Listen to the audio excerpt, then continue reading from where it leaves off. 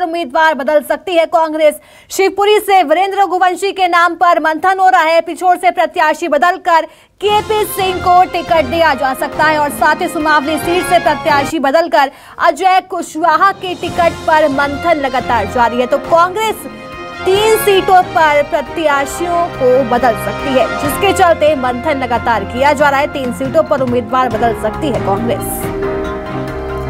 Sumawali seat से प्रत्याशी बदलकर अजय कुशवाहा के टिकट पर मंथन किया जा रहा है। शिवपुरी से वीरेंद्र रघुवंशी के टिकट पर मंथन। पिछोर से प्रत्याशी बदलकर केपी सिंह को टिकट दिया जा सकता है। तो ये 3 सीट है, सुमावली, शिवपुरी और साथ ही एक और सीट जहां पर कांग्रेस लगातार मंथन करती हुई नजर आ रही है।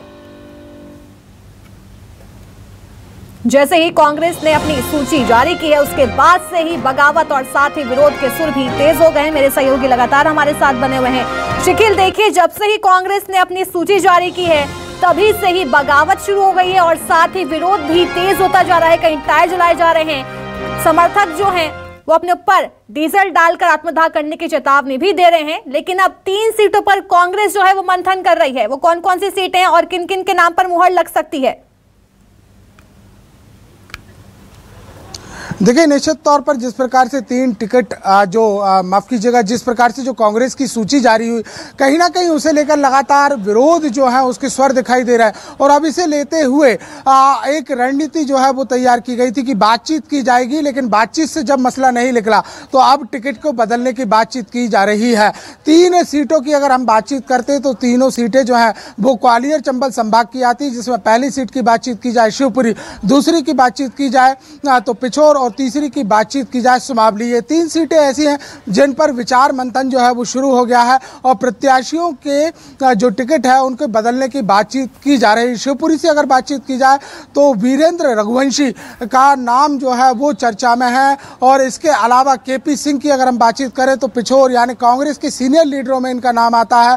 कई महत्वपूर्ण पदों पर सरकार और संगठन में रहे हैं और इसके अलावा 6 बार से पिछोर के विधायक भी रहे हैं। और इनका जिस प्रकार से जो टिकट का जो काटा गया था और उसे लेते हुए जो प्रदेश में राजनीति गरमाई, और इतना ही नहीं बल्कि ग्वालियर चंबल संभाग एक ऐसा क्षेत्र है जो कि न सिर्फ बीजेपी बल्कि कांग्रेस और मध्य प्रदेश के इतिहास के राजनीतिक केंद्र के तौर पर काम करता है। और जो लगातार विरोध के स्वर सामने आए, न सिर्फ सड़कों की बातचीत करें, नारेबाजी की बातचीत करें, बल्कि कार्यकर्ताओं ने जिस प्रकार से इन तीनों विधानसभाओं में बगावती सुर के साथ ये चेतावनी दी कि निर्दलीय न सिर्फ प्रत्याशी उतारे जाएंगे बल्कि बड़ी संख्या में इस्तीफे भी होंगे। अन्य पार्टियों की ओर भी देखने की बातचीत के संकेत भी प्रत्याशियों के समर्थन जारी करने के लिए बीजेपी के काफी समय बाद अपनी कांग्रेस ने पहली सूची जारी की। उसमें 144 नाम शामिल किए गए और उसके बाद फिर से जल्दी ही कांग्रेस ने अपनी दूसरी सूची भी जारी कर दी।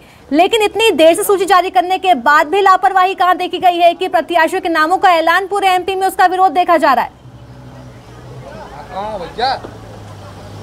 देखिए, अगर बातचीत की जाए तो कांग्रेस में जिस प्रकार से जो टिकटों का वितरण हुआ है उसके सर्वे हुए, यानी पहले सर्वे की अगर हम बातचीत करें तो एक पार्टी स्तर पर सर्वे हुआ और दूसरी अगर सर्वे की बातचीत करें तो कमलनाथ के खुद के सर्वे जो है वो हुए और उसके आधार पर टिकट वितरण की बात कही गई। लेकिन इसमें कोई दो मत नहीं है कि कांग्रेस में अगर देखा जाए तो एक कहावत है कि 1 अनार और 100 बीमार, उसकी स्थिति जरूर दिखाई दे रही है। क्योंकि जिस प्रकार से 2018 के भी अगर हम चुनाव देखते हैं तो लगभग ऐसी 55 विधानसभाएं रही थी जब विरोध का सामना करना पड़ा था। ये उपचुनावों के पहले की बात है।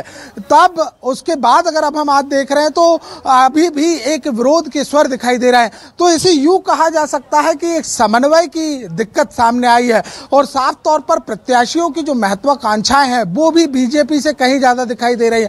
हालांकि इसमें दो मत नहीं है कि बीजेपी में भी विरोध के स्वर हैं या बीजेपी में भी कहीं ना कहीं प्रत्याशियों का विरोध जो है वो शुरू होता दिखाई दे रहा है। फिर चाहे भोपाल की विधानसभाओं की हम बातचीत कर लेते हैं, चाहे हुजूर की विधानसभा की बातचीत की जाए, नरेला, गोविंदपुरा, ऐसी तमाम विधानसभाएं जहां पर कहीं ना कहीं विरोध के स्वर देखने को मिले हैं। लेकिन कांग्रेस में विरोध कुछ ज्यादा दिखाई दे रहा है। अब तक की जो आंकड़ों की बातचीत करें तो आप 2018 में जो सीटों का आंकड़ा 52 था वो इस बार 50 हो गया है।